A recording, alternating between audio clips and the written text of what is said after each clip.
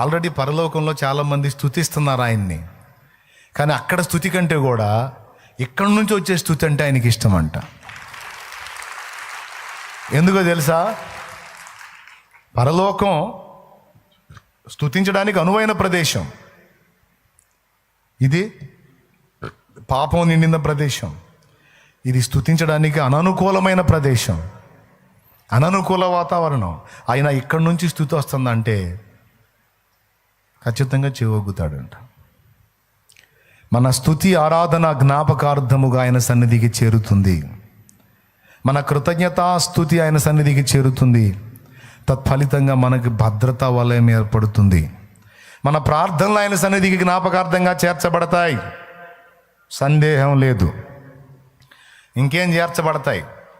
మనము చేసినటువంటి మంచి కార్యములు, నీతి కార్యములు, ధర్మయుక్తమైన కార్యములు మొత్తం చేర్చబడతాయంట. అని నేను అన్నానంటే లేఖనం సాక్ష్యం ఇస్తుంది. అన్యజనుడియే చేరినప్పుడు మన చేరవా? అక్కడ కూడా కొర్నేలే మనకి ఉదాహరణ. నీ ప్రార్థనలను, నీ ధర్మ కార్యములను దేవుని సన్నిధికి జ్ఞాపకార్థముగా చేర్చబడ్డాయి అన్నాడు.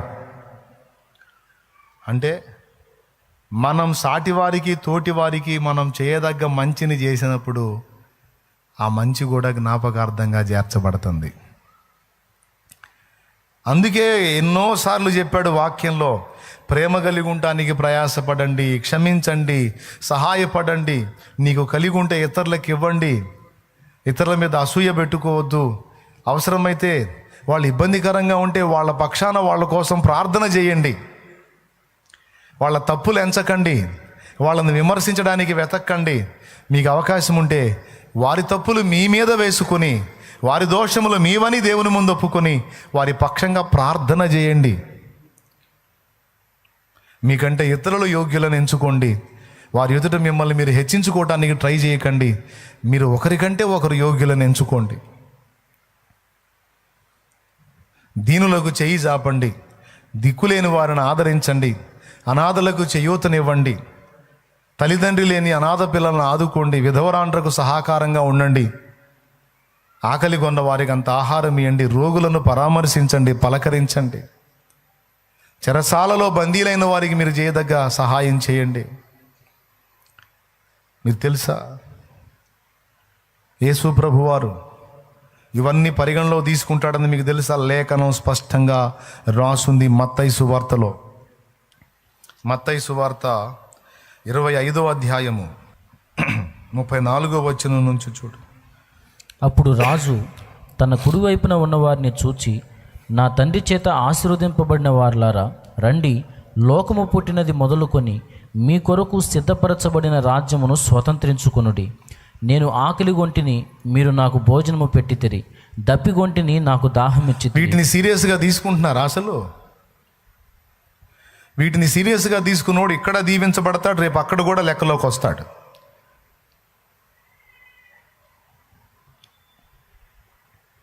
బాగా వినండి.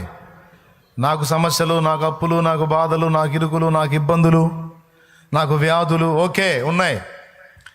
వాటన్నిటి నుండి నీకు విడుదల కలుగున్నట్లు, నీవు స్వస్థత పొందినట్లు, నీవు బాగుపడినట్లు, నీవు సమృద్ధితో నింపబడినట్లు సూచన చెప్తున్నా. పరోపకారార్థం యదం శరీరం అన్న బతుకు నువ్వు. నీకు సమాధానం ఇవ్వకపోతే అప్పుడు అడుగు. ఎన్నోసార్లు చెప్పా, మళ్ళీ చెప్తున్నా. ఇతరులను, దేవునిని, ఇతరులను ప్రేమించి బతుకు నువ్వు. నీకున్నంతలో ముందు ఇతరులకు నీ పిడికిలి విప్పి ఇచ్చేటువంటి బుద్ధిని సాధన చేయి. నీకు సమృద్ధిని ఇవ్వకపోతే అప్పుడు అడుగు. నేను ఇస్తానే ఉన్నా, నాకు ఇంకా ఇలేదేంది అనే క్వశ్చన్ చేయొద్దు. నువ్వు ఇవ్వకపోయా, నా దగ్గర ఉంది, అవతల వాళ్ళు అక్కర కలిగి ఉన్నారు, నీకు స్తోత్రం. నువ్వు నాకు ఇవ్వకపోయేసయ్యా, నేనైతే చూస్తా ఉండలేనయ్యా, నా వల్ల కాదయ్యా, నువ్వే ఇచ్చావు ఈ బుద్ధి, మరి ఏం చేయమంట? మరి ఈ మనసు నీ వల్లనే వచ్చింది నాకు. అందరూ తిడుతున్నారు, వీడికి సిగ్గు లేదు, ఈమెకి సిగ్గు లేదు, అందరికి చేస్తా ఉంటుంది, చేస్తా ఉంటాడు, వాళ్ళు చేసే వాళ్ళు చేస్తూ ఉంటారు, వాళ్ళు నెత్తిన వేసే బండలు వేస్తానే ఉంటారు, వాళ్ళు చేసే ద్రోహాలు చేస్తూనే ఉంటారు. మళ్ళీ ఎదుగు రాగానే అక్క అనగానే కరిగిపోయిద్ది, అమ్మ అనగానే కరిగిపోతాడు, ఊరగానే మాయలో పడిపోతాడు, వెంటనే ఉప్పొంగిపోతారు. ఇక పోనీలే పాపమంట చేస్తారు. ఇట్లా ఇది ఎట్ట బతుకుతారని జాలి పడుతుంటారు ఇతరులు మన మీద. అప్పుడు ఏసై ముందు పోయి చెప్పాలి, ఇట్ట తిడుతున్నారు ఏసై, ఏం చేద్దాం, మానుకుందామా ఇట్లా చేయటం అంటే నా వల్ల కాట్లా. ఎట్టయ్యా నువ్వు మెచ్చుతావా? ఆకలి కొన్నవాడిని చూసి దాటిపోతే నువ్వు మెచ్చుతావా? లేమి గలవారిని చూసి ఇంత సాయం చేయకుండా దాటిపోతే నువ్వు ఇష్టపడతావా? కొంత కాకపోతే కొంతైనా ఎంతో కొంత అంత చేస్తే నువ్వు ఆనందపడతావు, కానీ అసలు పట్టించుకోకుండా దాటిపోతే నువ్వు బాధపడతావుగా యేసయ్య అని యేసయ్యతో చెప్పుకోవచ్చు మనం. ఇదంతా నిన్ను బట్టి వచ్చిన మనసేనా? ఆయన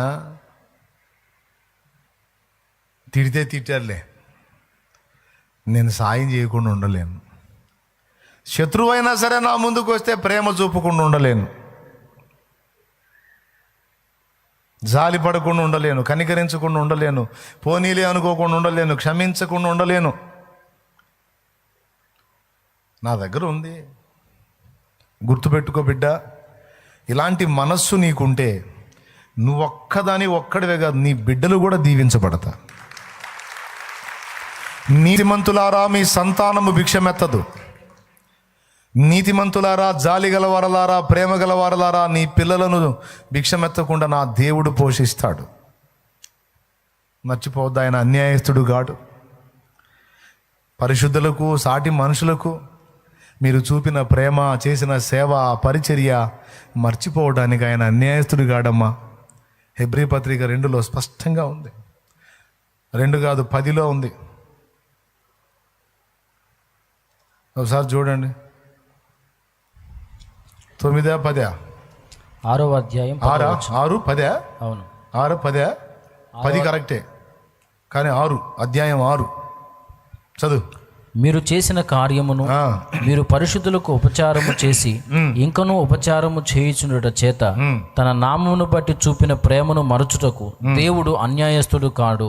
10 ఫీడ్ అయింది మైండ్లో, 6 ఫీడ్ కాదు, ఇప్పుడు 6 ఫీడ్ అయింది అనమాట. అది మొత్తానికి 10 అయితే పట్టుకున్నా గట్టిగానే.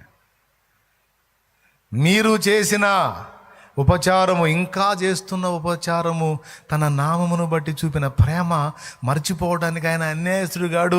మొత్తం ఉన్నాయే,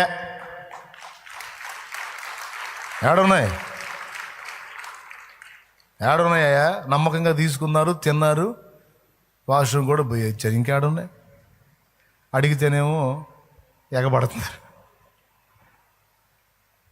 అంటారు కొంతమంది. అప్పిచ్చిన వాళ్ళు పర్వాలేదులే, బాధలో ఉన్నారని సాయం చేశావు, తిరిగి ఇస్తారనుకున్నావు, వీలే. సరే, వాళ్ళకి శ్రమలుండి ఇవ్వకపోతే అది వేరే సంగతి. వాళ్ళకు ఉండి కూడా ఇయ్య బుద్ధిగాక ఇలా మోసపోయావు. ఆయన డోంట్ ఫీల్, ఆయన దగ్గర ఉంది అది. నీ మనసు అయితే ఆయనకి నచ్చింది. వాళ్ళ బతుకైతే అక్కడే ఉంటుంది. నీకు మరో రూపంగా దేవుడు నీ చేతికి వచ్చేటట్టు చేస్తాడు. ఆయన అన్యాయస్తుడు కాదు. గుర్తుపెట్టుకో. కొంతమంది ప్రశ్నిస్తారు, నేను ఇన్ని మంచి పనులు చేశా, నాకెందుకు ఇలా అయింది, నేను ఇంతమందికి ఇంత కార్యాలు చేశా, నాకెందుకు ఇలా అయిందని క్వశ్చన్లు వేస్తూ ఉంటారు. ఏమైంది? మంచి పనులు చేస్తే అవన్నీ దేవుని దగ్గర జ్ఞాపకార్థంగా ఉన్నాయి. నీ మేలును కాంక్షించి కొన్ని శ్రమలను నీకు అనుమతించి ఉండొచ్చు. తప్పకుండా నీవు చేసిన ఉపకారములన్నీ దేవుడు జ్ఞాపకంలో పెట్టుకున్నాడు. ఆయన ఉపకారములు నువ్వు జ్ఞాపకంలో పెట్టుకున్నావు. ఎలా జ్ఞాపకంలో పెట్టుకున్నాడు తెలుసా? నువ్వు తనకు చేసినట్టు జ్ఞాపకంలో పెట్టుకున్నాడు. అది విషయం. నువ్వు పాడటమే కాదు, ఆయన కూడా పాడతాడు. నీవు చేసిన ఉపకారములకు నేనేమి చెల్లింతును. సేమ్ పాట ఆయన కూడా పాడతాడు. నా కుమారుడా కుమారి, మీరు చేసిన ఉపకారములను క్షణమైన నే మరువను. స్తోత్రం. నీకేమైనా డౌటా? నువ్వు ఎవరికి చేసావు? పక్కింటి వాళ్ళకి చేసావు, ఇరుగు పొరుగులు చేసావు, సన్నిధిలో బిడ్డలకు చేసావు, దీనులకు చేసావు, అభాగ్యులకు చేసావు, అనాథలకు చేసావు, రోగులకు చేసావు, దిక్కులేని వారికి చేసావు, పరిశుద్ధులకు చేసావు.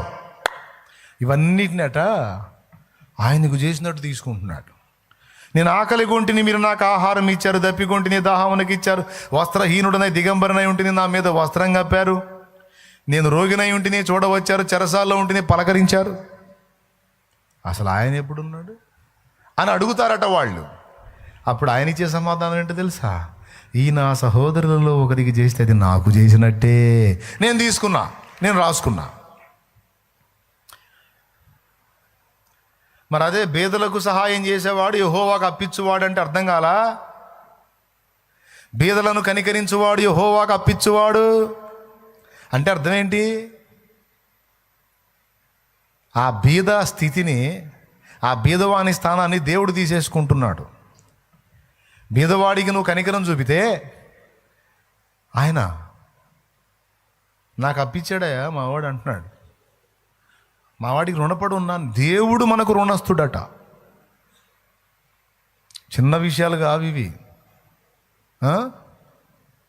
పిసినారి బుద్ధులు, ఇరుకు బుద్ధులు, ఎవడెట్టన్నా చావని మనకెందుకు, మనం బాగుండాలనే దరిద్రగొట్టు బుద్ధులు మార్చుకోవాలి. జ్ఞాపకార్థముగా చేర్చబడుతున్నాయి.